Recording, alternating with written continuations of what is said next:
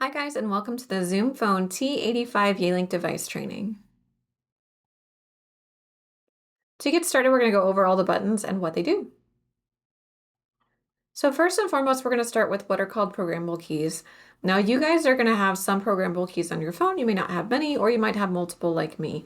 If you guys do have programmable keys on your phone and you have multiple of them, for example, I have 2 pages worth, I can hit this little button over here that's called a scroll key to take me to page 2. So you guys will notice that there's a little white dot there and the grayed out dot. I'm on page 1. If I were to hit this little button over here, that would take me to page 2 of my keys. So if you guys do have more than one page of keys and need to see that, just hit this button over here. Now let's go through some of the things that you guys might have. Obviously, your first button is going to be your extension number. Nothing to do with that. Just when you're on the phone, it lights up green like it does here. Something you may or may not be utilizing depending on your organization is something called Park. Park is a hold that you guys can pick up anywhere. So if I'm on the phone with a customer here and I want to park that call for Ryan to give him time to pick it up, I can put it on a universal hold, which is known as Park. Again, not all organizations utilize this, but if you guys do utilize it, I want to explain what it is. So here's how you guys can park and pick up calls if it's something you're using. So here I'm on the phone with Susie and I want to park that call for Ryan. I can do it one of 2 ways. I can either push an open park button like this one here. So this says park star 802. It's lit green. There is no one there right now. I could literally push that button to park the call and it would put it right there for me. Or I can push the park soft key right here, and that again would park the call for me.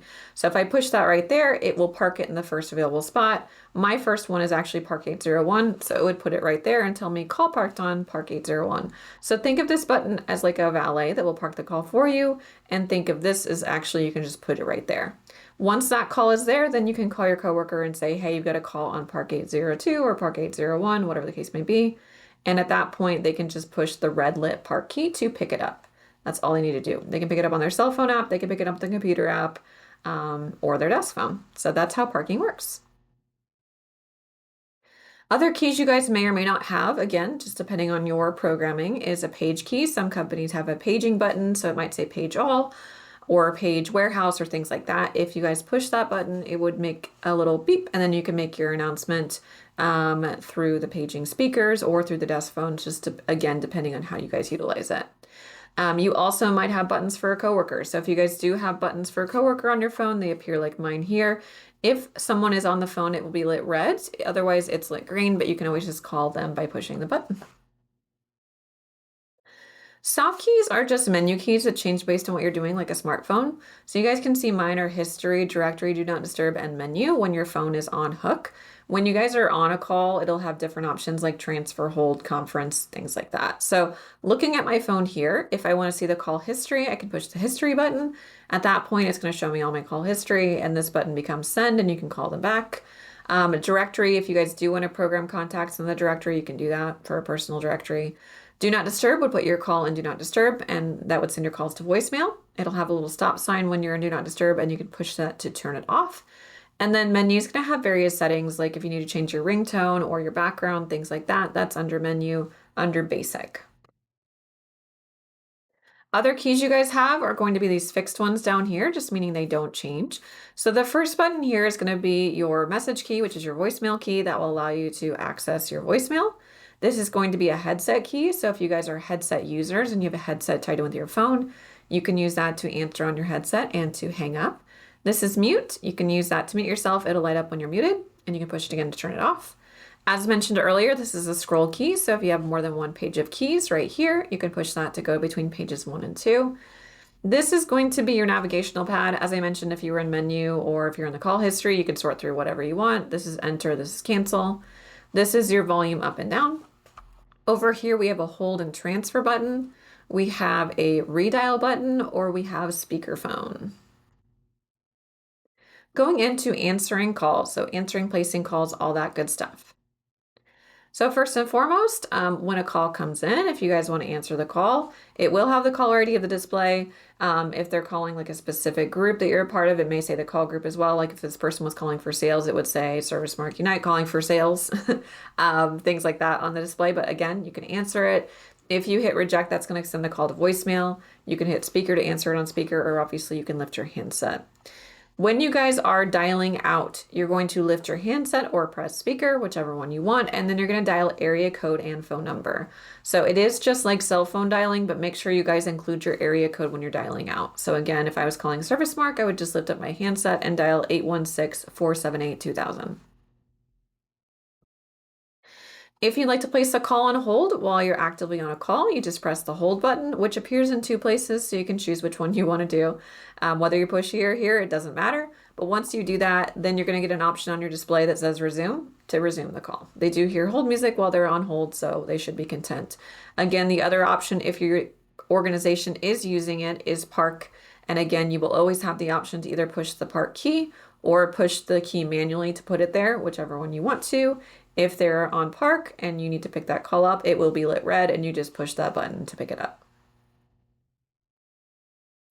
Let's go into transferring. So there's technically a couple types of transfers, but I'm going to start with the ones that you either announce or send directly before I go over voicemail.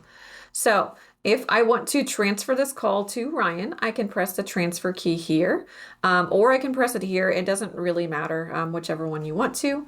Once you guys do that, it's going to ask you, do you want to transfer the call?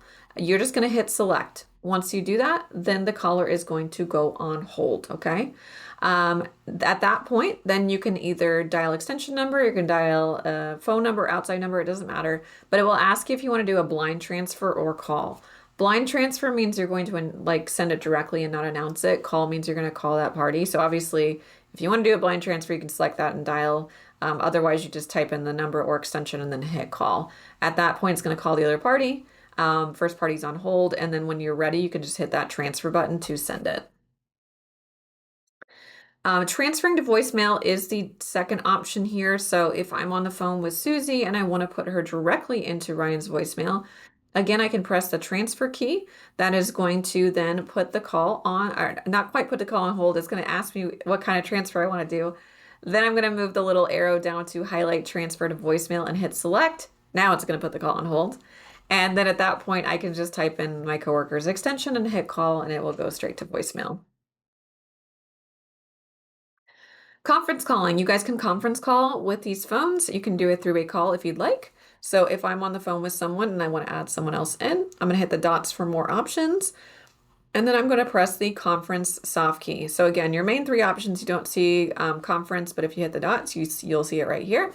Once you push that, the caller will then go on hold and you can dial a second number or extension, whatever you want. Once they answer, you're just going to repeat step one, which is hit the dots again, and then step two, which is hit the conference button, and now you're all together. So the dots just let you guys see more options. Voicemail. So there are a couple different things you guys can do with voicemail. You guys can obviously check in your email if you want. You can check it in the app if you want, but you can also check it in your phone. When you guys have voicemail, you'll notice that there is going to be a light at the top there that you can know, hey, I have a message. At that point, you're going to press the message key to access your voicemail.